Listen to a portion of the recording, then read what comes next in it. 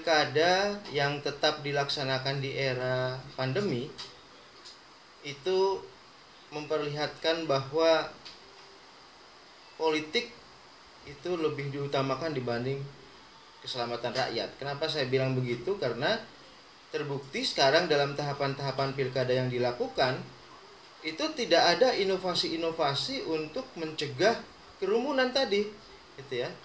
Kalau misalnya pemerintah melakukan pilkada dengan inovasi-inovasi seperti tadi dikatakan oleh teman Anda, Aster, dengan pilkada internet atau dengan pemilu elektronik, maka kita bisa katakan bahwa ya memang pemerintah menjalankan rotasi kepemimpinan di daerah itu dengan memperhatikan keselamatan rakyat.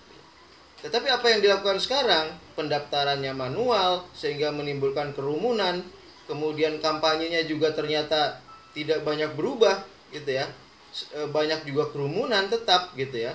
Ada misalnya inovasi dari calon, dia kampanye melalui elektronik dengan membawa televisi besar gitu ke kampung-kampung. Tapi kemudian di kampung-kampungnya kan kerumunan juga, gitu.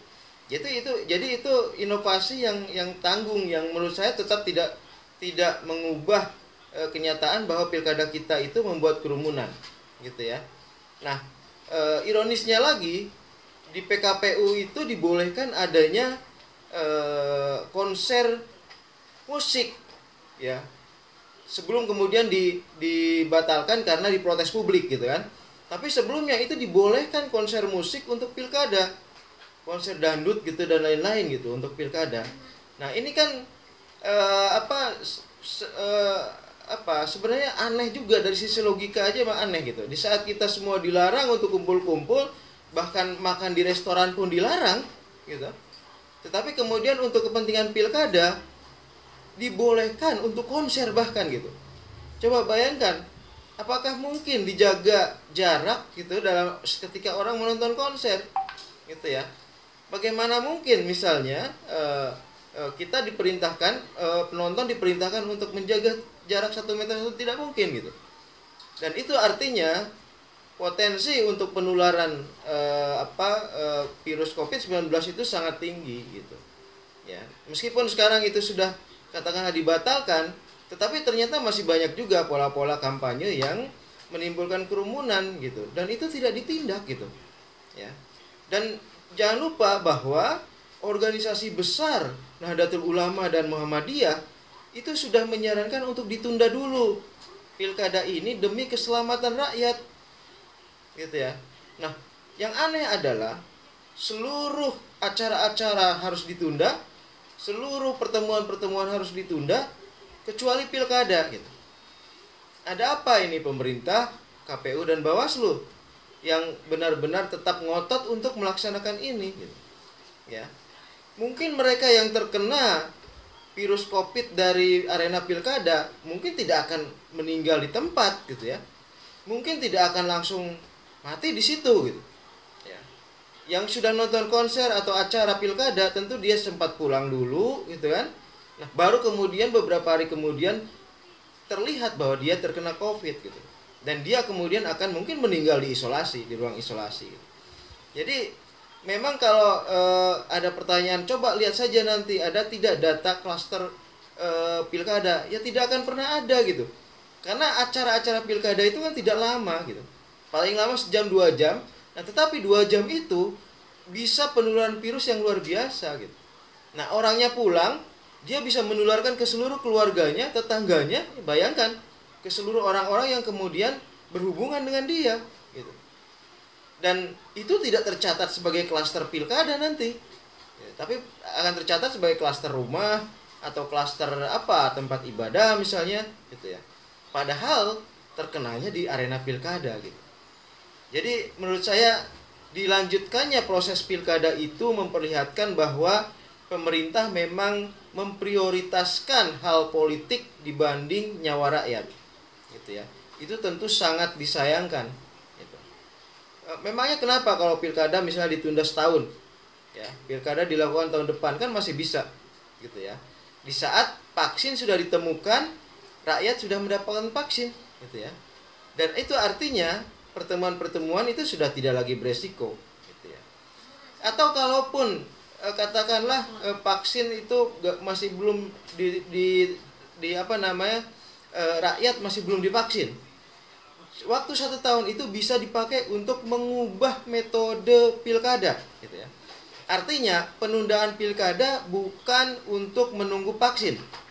Penundaan pilkada adalah untuk mendapatkan atau menemukan metode yang aman, ya, pilkada sehat yang aman saat pandemi. Gitu. Nah, pilkada sehat yang aman saat pandemi itu adalah pilkada elektronik, ya, e-voting, e-counting, e-rekap, gitu ya. Kan dalam tahapan pilkada kan begitu. Kalau perlu e-campaign, ya, kampanye elektronik. Jadi kampanye secara elektronik, voting secara elektronik. Pemilih tidak ke TPS tetapi bisa via handphone misalnya, kemudian counting juga secara elektronik, dia mengcounting sendiri, menghitung sendiri, dan rekap juga secara elektronik dari mulai TPS, kemudian desa, kelurahan, kecamatan, kabupaten, provinsi gitu.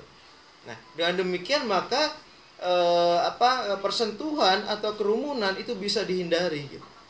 Jadi penundaan pilkada adalah untuk mempersiapkan cara pilkada secara elektronik sehingga kerumunan bisa dihindari. Itu penting. Nah, dan sekarang ini tidak dilakukan, gitu ya. Dan saya kira pemerintah bertanggung jawab pada munculnya korban-korban nanti dari pilkada yang tentu saja tidak akan terhitung sebagai klaster pilkada. Karena orangnya keburu pulang, nonton konser keburu pulang, nonton campaign keburu pulang, ya kan? Kemudian memilih keburu pulang gitu. Nah, di rumah, di ruang isolasi itulah kemudian dia rakyat mendapatkan cobaan berupa COVID gitu ya. Dan mungkin meninggal dengan kesepian, karena Anda lihat penguburan korban COVID itu sepi sekali gitu ya, kasihan sekali gitu ya. Oke, itu tentang pilkada. Kemudian tentang musyawarah ya. Pada saat musyawarah, setiap orang individu, jadi gini, musyawarah itu adalah proses di mana tadi juga di presentasi sudah disebutkan, diupayakan suara bulat, ya kan? Artinya pada saat musyawarah itu ada proses pertukaran pandangan, gitu ya. Nah, pada saat proses musyawarah itu setiap orang harus berjibaku semampu dia untuk memenangkan argumen, untuk kemudian idenya dia itu diterima secara bulat gitu ya, secara mufakat, dan kemudian dijalankan gitu ya. Nah, bagaimana kalau setelah musyawarah ide kita tidak diterima, ide kita tidak istilahnya tadi tidak terpilih gitu ya, atau kita tidak terpilih dalam musyawarah itu, maka setelah selesai musyawarah semua harus menerima hasil musyawarah, baik yang menang atau yang kalah. Itu kuncinya. Semua pihak harus menerima hasil musyawarah baik menang atau kalah gitu. Jadi pada saat musyawarah itu harus mati-matian gitu ya. Kalau perlu ya sangat dinamis gitu ya. Sebenarnya saling caci maki pun boleh saja gitu, asal tidak secara fisik, verbal gitu. Perang secara verbal gitu ya. Nah, namun pada saat kemudian mufakat itu sudah didapatkan, maka semua pihak harus, tadi kata-katanya sudah bagus, legowo dan menerima apapun hasil dari musyawarah itu gitu ya. Oke, itu sebagai tambahan.